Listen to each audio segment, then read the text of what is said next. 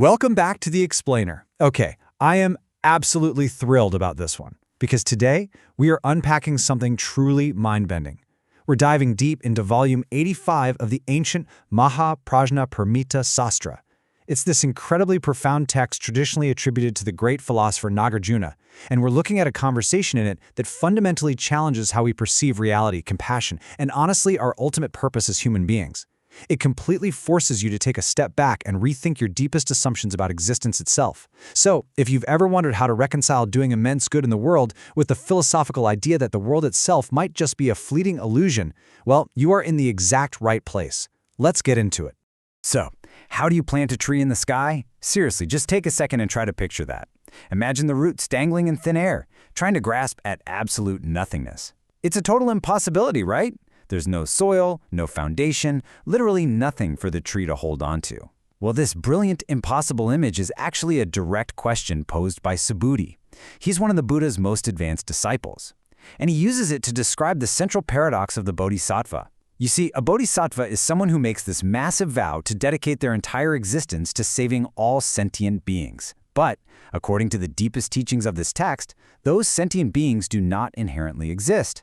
So how on earth can you dedicate yourself to saving someone who isn't really there? It's a wild concept, and this impossible image sets up a phenomenal dialogue between the Buddha and Subhuti. Which brings us right to section 1. A tree in the sky, the impossible task. Let's look at exactly what Subhuti says here. He states, "For the sake of sentient beings, they seek supreme enlightenment, yet sentient beings cannot be found." Just imagine the sheer, crushing weight of that contradiction for a second. A bodhisattva operates out of this boundless, infinite compassion. They look at a suffering world, a world just trapped in endless cycles of pain and confusion, and they basically say, "I will not rest until every single being is liberated." But at the exact same time, they possess this ultimate piercing wisdom that recognizes the total emptiness of all things. They know deeply that sentient beings are really just a concept. It's just an aggregation of fleeting conditions with no permanent reality. It's like pouring your absolute heart and soul into building a massive, sheltering house for everyone you love, all while knowing for a fact that the bricks themselves are made of thin air. Subhuti is basically looking at the Buddha and saying this path is impossibly hard. It's literally like trying to plant a tree in the sky. So how does the Buddha respond to a paradox this abstract? Let's move to section 2, the Bodhi tree metaphor, leaves, flowers, and fruit. What's truly fascinating here is how the Buddha uses something completely organic and natural to explain a concept that is totally transcendent. He actually entirely agrees with Subhuti. He's like, yes, it is exceedingly difficult. But then he gives us this incredibly beautiful metaphor. He says a bodhisattva is like someone planting and tending to a massive Bodhi tree. As the bodhisattva practices and grows, the tree grows, spreading its branches wide. Let's break it down. Step 1, you've got the leaves. The leaves are the first line of defense, right? They provide deep, cooling shade from the burning heat of worldly suffering, and that helps beings escape the lowest, most painful realms of existence. Then, step 2, the flowers. These beautiful, fragrant flowers represent helping beings achieve good, fortunate rebirths in the human or celestial realms through acts of charity and morality.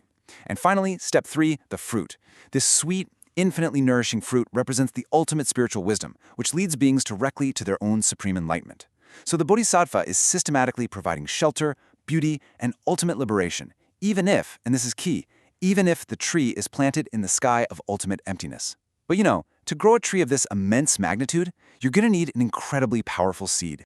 And that leads us to section 3, the power of first intent, the spark of Bodhicitta. To really understand what makes this spark so special, we have to contrast it with other spiritual paths. The text talks about what are often referred to as the lesser vehicles, specifically the Shravakas and Pratyekabuddhas. Now, these are highly dedicated, intense practitioners. They fully realize the pain of the cycle of suffering, and they are genuinely seeking liberation. But their primary goal is personal escape. They see the burning building and they just want to find the exit for themselves. But on the flip side, we have the Bodhisattva path. The very bedrock of this path is Bodhicitta. That's the initial, totally unwavering thought of achieving enlightenment, not just for yourself, but for the universal liberation of all sentient beings. They see that same burning building, but they absolutely refuse to leave until every last person is safely out. And the crucial takeaway here is the totally unimaginable scale of merit generated by that one intention. When Subhuti asked the Buddha about the merit of a bodhisattva's very first thought of enlightenment, the Buddha's answer is staggering. He basically says that even if you took an entire galaxy of beings who all perfectly achieved personal liberation, their combined merit wouldn't even come close to the merit of a single bodhisattva's first intent.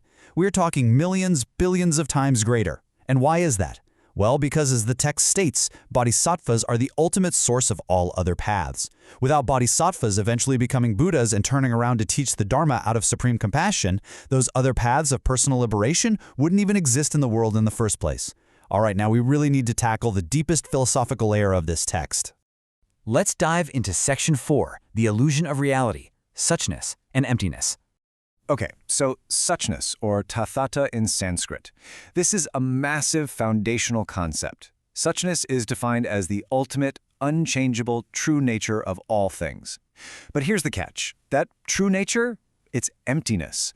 It is the realization that absolutely all phenomena, from the physical world around you right down to your own innermost consciousness, completely lack any inherent, independent existence. Think about it. When you look at a wooden table, you just see a solid, single object, right? But realizing suchness means seeing that the table is just a temporary arrangement of wood, nails, human labor, and time. If you take away those causes, the table totally vanishes. Everything is just this fleeting network of causes and conditions. And to become like a Buddha, you have to fully realize this suchness. You have to realize that the person saving, the person being saved, and the very act of saving itself are all entirely empty of a permanent self. And this brilliantly sets up the dual reality the bodhisattva has to live in. They are constantly balancing two vastly different perspectives. On one hand, you have conventional truth. That's our daily reality, where suffering is intensely, undeniably real. People are hungry, people are hurting, and they desperately need charity, morality, and saving. The bodhisattva completely acknowledges this and acts within it.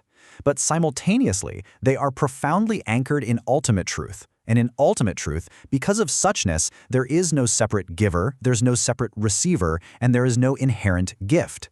Everything is just a continuous, empty flow. They have to exist in both realities perfectly at once. They feel the urgent, pressing need of the conventional world while resting firmly in the absolute, unshakable peace of the ultimate, which naturally begs the question, if ultimate reality is empty, how do you actually, get up in the morning and do anything? That brings us to Section 5, the art of skillful means, action in the illusion. The text outlines the 6 paramitas, basically the perfections that a bodhisattva absolutely has to practice: giving, morality, patience, energy, meditation, and wisdom. These are the practical, everyday actions of the bodhisattva. They are out there practicing boundless giving, spotless morality, infinite patience even when people are angry at them, tireless energy, deep meditation, and piercing wisdom. But here is the massive plot twist of the Maha Prajnaparamita Sastra. The bodhisattva practices every single one of these virtues while maintaining absolute, complete non-attachment to the actions themselves. They will give you everything they have, but in their mind, they never ever hold on to the thought, I am giving this to you. Let's see how this builds into the core concept of skillful means, or upayana, because this is the deepest resolution to Subhuti's paradox of planting a tree in the sky. Skillful means is using the illusion of reality to save beings from the illusion of suffering without ever becoming attached to the outcome. Think of it like this. If a child is terrified of a nightmare monster in their closet, you don't just coldly tell them the monster isn't philosophically real. That doesn't stop a kid's fear. Instead, you turn on the light. The light is a skillful means to dispel an illusion. The bodhisattva uses conventional truth as a tool. They know the suffering is an illusion born of ignorance, but because that suffering feels so agonizingly real to the beings experiencing it, the bodhisattva acts flawlessly within that illusion to wake them up. They act with total perfection, but they never cling to the result. So, what exactly is the final destination of this incredible journey? That leads us into Section 6, the ultimate wisdom, achieving all knowledge. Now, the text doesn't describe this ultimate wisdom like a giant encyclopedia of facts jammed into your head. It's actually the exact opposite of gathering information. The characteristics of all knowledge are no ownership, no thought, no arising, and it is considered completely ungraspable. It's a state of vast, luminous emptiness. It's this spontaneous, perfect awareness where phenomena simply do not arise in a dualistic, conflicting way anymore. It's not a prize you can grab onto and keep. It's the profound, totally life-altering realization that there is literally nothing to hold onto in the first place, and that realizing that is total freedom. I just have to read this quote from the text because it is an absolute philosophical mic drop moment. Even the absence of phenomena cannot be grasped, much less the presence of phenomena. Just think about the sheer depth of that statement. True enlightenment isn't just realizing that things are empty. It means letting go of the very concept of emptiness itself. You can't even cling to nothingness. If you grasp at emptiness, well, you've just turned emptiness into another thing to be attached to. It is a radical, total release of every single mental framework you have ever constructed to try and understand the universe. And that brings me to the final thought I really want to leave you with today. Can you practice boundless compassion in your daily life while letting go of all attachment to the results? The Bodhisattva's paradox isn't just some abstract puzzle gathering dust in an ancient manuscript. It is a direct, searing challenge to how we live our lives right now. Can we give to others? Can we help our communities and fight for what's right with absolute, unwavering passion while completely surrendering our ego's desperate need to control the outcome? Can you plant your own tree in the sky? It's a majestic, ancient wisdom, but it's incredibly relevant to the friction and the striving of our modern lives. Thank you so much for joining me on this explainer, and I really hope this leaves you with something profound to carry forward into your week.